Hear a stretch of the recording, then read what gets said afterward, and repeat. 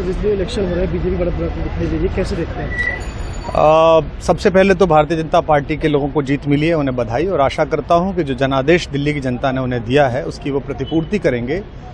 और वे सब आम आदमी पार्टी के लाखों करोड़ों कार्यकर्ता जो अन्ना आंदोलन से आए, जिनके बहुत ही निश्चल, निष्पाप और बड़े भारत की राजनीति को बदलने के सपने की हत्या एक निर्लज्ज, नीच, मित्रहंता, आत्ममुग्ध और चरित्रहीन व्यक्ति ने की, उसके प्रति तो क्या संवेदना। दिल्ली को उससे मुक्ति मिली। और मैं ये जानता हूं कि अब जो आम आदमी पार्टी में लोग बच गए थे सत्ता के लोभ में, लालच में, पदों के लिए, उस पैसे के चक्कर में, वे सब भी अब वापस जाएंगे, लौटेंगे, कुछ अपने व्यवसायों में लौटेंगे, कुछ पार्टियों में चले जाएंगे। और पतन यहाँ से प्रारंभ हुआ है उन लोगों का। मेरे लिए कोई प्रसन्नता का और दुख का विषय नहीं है, मैं बीच में खड़ा हूँ। प्रसन्नता इस बात की है कि करोड़ों लोगों ने आशा लगाई थी, करोड़ों लोगों ने, लोग अपनी नौकरियां छोड़ के आए थे, व्यवसाय छोड़ के आए थे, दुश्मनियां ली थी लोगों ने, उन सब की हत्या एक आत्ममुग्ध आदमी ने, एक चरित्रहीन आदमी ने अपनी निजी महत्वाकांक्षाओं की पूर्ति के लिए की। उसको दंड मिला, ईश्वरीय विधान से दंड मिला।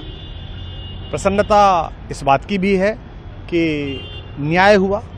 आज जब कहना नहीं चाहिए, लेकिन आज टीवी पर जब जंगपुरा का निर्णय आया और सामने दिखाई दिया कि मनीष हार गया, तो सदा तटस्थ रहने वाली और राजनीति से विरत रहने वाली मेरी पत्नी जो है, उसकी आंख में आंसू आ गए, वो रोने लगी। क्योंकि उसी से उसने ये कहा था कि अभी तो है ताकत, और उसने कहा था भैया ताकत सदा तो नहीं रहती। तो ये अहंकार आशा करता हूँ अगले लोग नहीं करेंगे, जो बाकी दल है वो नहीं करेंगे, इससे सबक लेंगे। और दिल्ली के नागरिकों को मैं अच्छे शासन के लिए बधाई देता हूँ। अब भारतीय जनता पार्टी अपने नेतृत्व में सरकार बनाकर दिल्ली के जो दुख थे पिछले 10 वर्ष के, उन्हें दूर करे।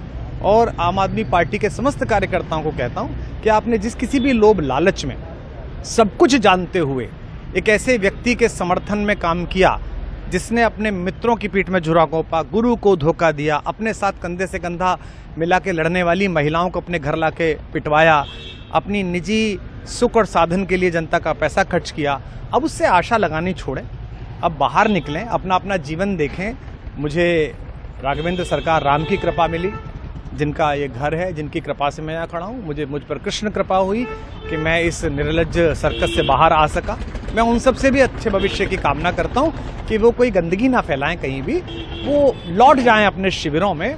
जिस तरह माधव को, कृष्ण को दूत देख कर भी भरी सभा में अट्टहास करने वाला दुर्योधन जो ये कहता था सुचिग्रम नैव दास्यामि बिना युद्धे न केशवः, बिना युद्ध के 5 गांव भी नहीं दूंगा, आज वो अपनी सीटों के लिए तरस रहा है।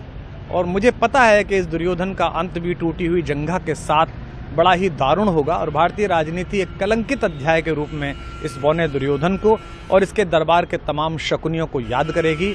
मैं उनकी मुक्ति की कामना करता हूं कि ईश्वर उन्हें इस दुख से बाहर निकाले, और समस्त लोगों को बधाई देता हूं कि चलिए अंततः न्याय हुआ। सर, बात करें दिल्ली के चुनाव या यूपी के उपचुनाव मिर्जापुर को लेकर, चुनाव आयोग पर तमाम तरह के आरोप लगाए जा रहे हैं। अखिलेश यादव ने कल कहा कि वहाँ उपचुनाव में मिलकर, ये राजनीतिक विषय है, इस पर मैं राजनीतिक कार्यकर्ता नहीं हूँ, तो इस पर मेरी टिप्पणी शोभनीय नहीं है। वो आपस में सब जाने। लेकिन दिल्ली के चुनावों को लेकर एक मिश्रित प्रतिक्रिया है। दुख है कि अन्ना आंदोलन से एक ऊर्जा जो पैदा हुई थी, जिससे देश में एक सकारात्मक बदलाव हो सकता था, एक वैकल्पिक राजनीति हो सकती थी, उसकी हत्या एक अहंकारी आदमी ने, एक आत्ममुग्ध और असुरक्षित आदमी ने कर दी। मैं आशा करता हूं कभी ना कभी भारत में ऐसा सूर्योदय किसी न किसी दल में अवश्य होगा, जो भारत को जहां पहुंचना है वहां पहुंचाने का मार्ग प्रशस्त करेगा। बहुत धन्यवाद।